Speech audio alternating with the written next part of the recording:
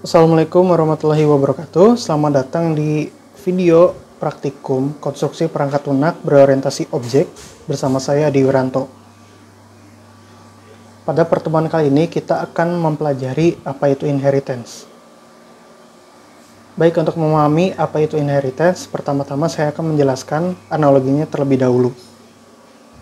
Setiap orang memiliki orang tua, begitupun orang tua pasti mungkin memiliki anak seperti kita, ataupun juga memiliki anak lain atau saudara kita kalau punya.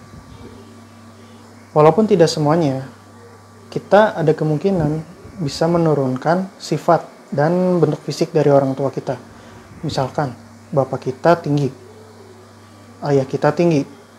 Nah, kita juga kemungkinan bisa menurunkan sifat tingginya atau bentuk fisik tingginya tersebut.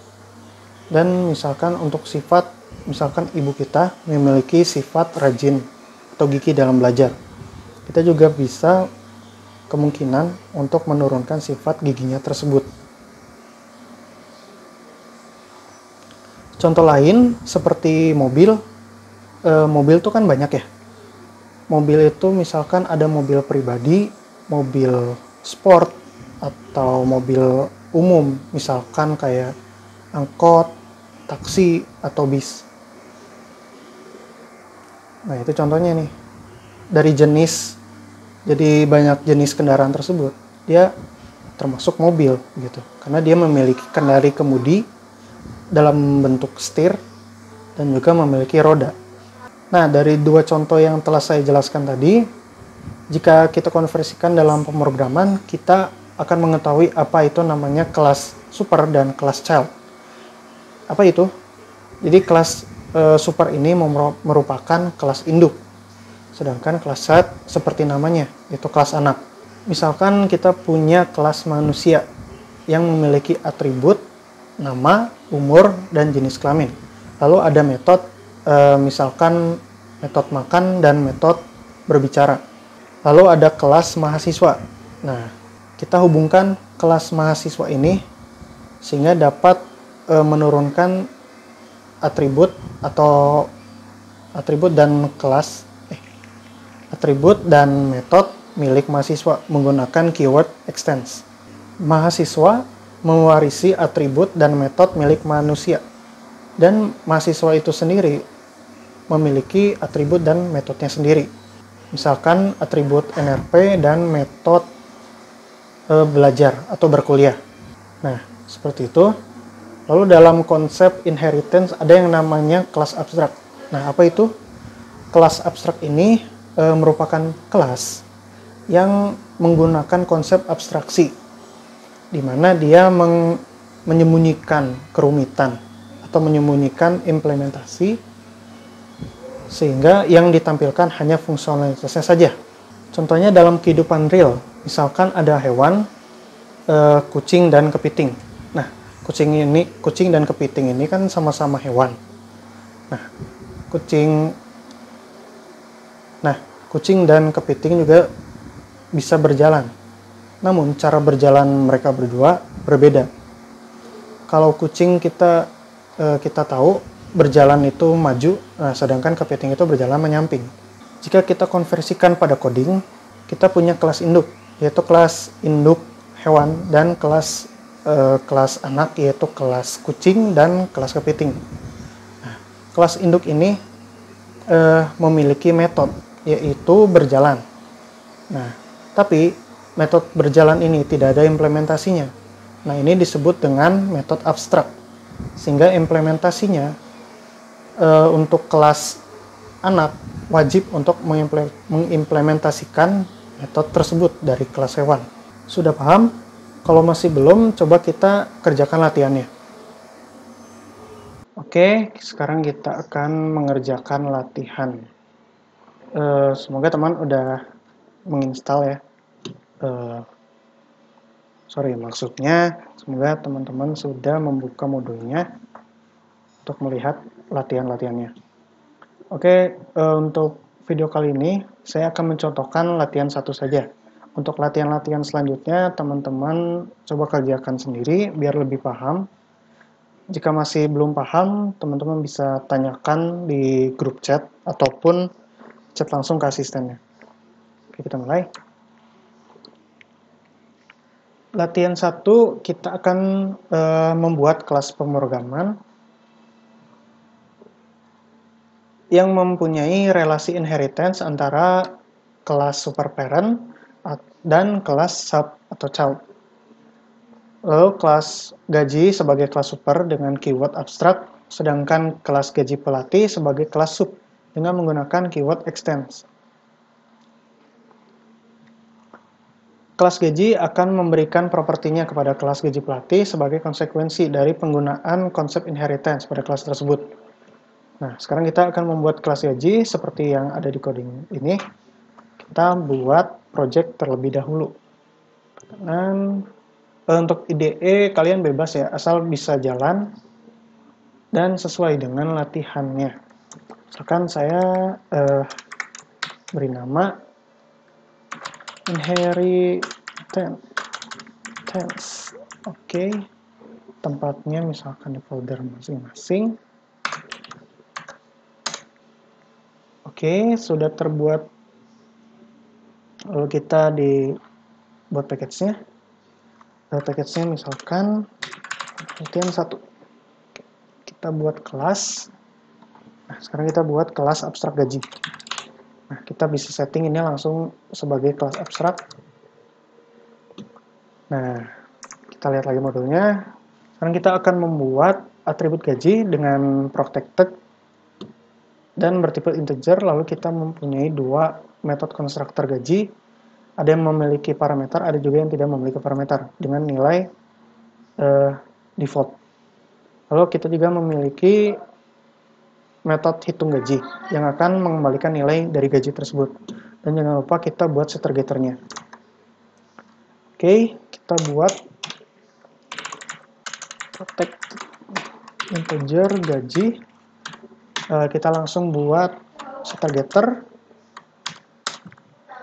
Oke, kita buat konstruktor public gaji. Ini konstruktor tanpa parameter. Kita mengasainkan dengan keyword this. Nah, kita set menjadi 0. Kita bisa. Oke. Lalu kita bikin konstruktor yang kedua. Public gaji, parameternya gaji. Nah, keyword this gaji sama dengan gaji. Nah, kenapa ada keyword this? Ini juga ada variabel gaji dan variabel gaji lagi. Karena ini berbeda. Kenapa? Karena ada keyword this yang mereferensikan kepada atribut milik kelas. Yaitu dalam kasus ini adalah protected integer gaji. Sedangkan yang kanannya, dia mereferensikan kepada parameter dari konstruktor ini. Nah, seperti itu. Lalu kita lanjut membuat fungsi kembalian. Public integer gaji. Nah, kita akan mereturn gaji. Oke.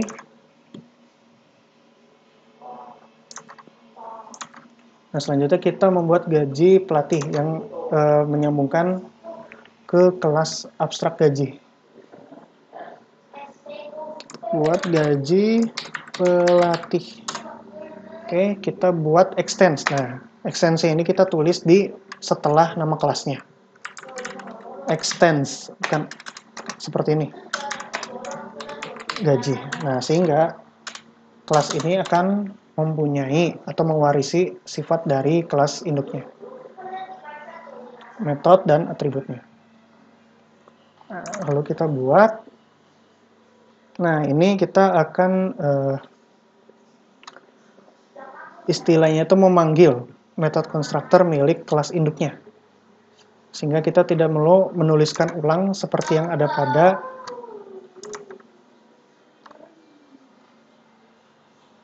kelas induknya. Seperti ini. Nah, kita buat konstruktor yang pertama. G. Nah,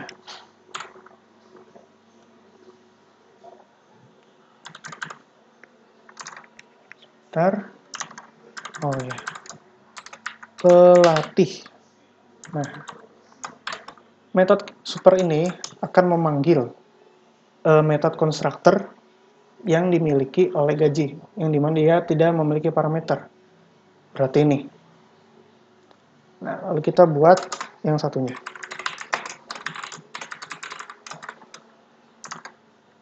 Integer gaji. Nah, kali ini supernya memiliki parameter. Nah, itu gaji. Nah, jadi kita tidak perlu mengulang karena kita mewarisi sifat dari gaji. Yang dimana dia mewarisi semua yang ada di sini, termasuk konstruktornya. Oke, selanjutnya kita membuat gaji kelas pemain. Gaji pelatih. Ini tipe ya. Kita buat lagi kelasnya. Nah, ini untuk menampilkan keluaran dari metode hitung gaji. Main. Nah, langsung kita buat main. Control spasi. Ini shortcut dari Eclipse-nya langsung ya.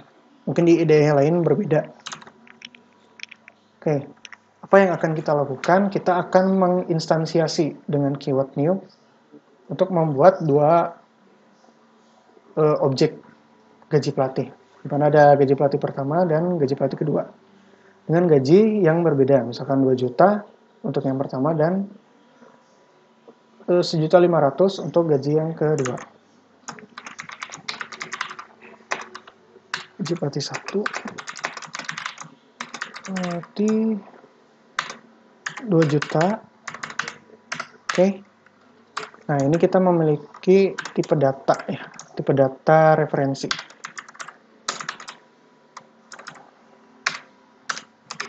$1.500.000. Nah, lalu kita tampilkan di konsol. Shoot gaji pelatih 1. Coba kita tambahkan ya RP-nya. Nah, hitung gaji. Kita tambahkan misalkan dalam rupiah lengkap ya. Kasusnya kita memakai mata uang rupiah. Dan ini gaji 2. Nah, maka ini akan tampil di layar.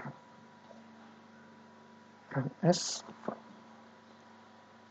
Nah, ini kenapa?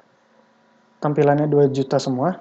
Karena pada output kita belum menuliskan ke layar untuk gaji pelatih kedua. Maka itu kita harus mengedit yang di sini. Oke, maka akan seperti di layar dan sesuai. Oke. Untuk latihan 2, latihan 3, dan latihan 4, teman-teman kerjakan sendiri supaya lebih paham lagi. Dan sekali lagi, jika teman-teman masih bingung atau belum paham terkait materi maupun latihannya, jangan sungkan untuk bertanya di grup chat praktikumnya atau chat asistennya masing-masing. Oke.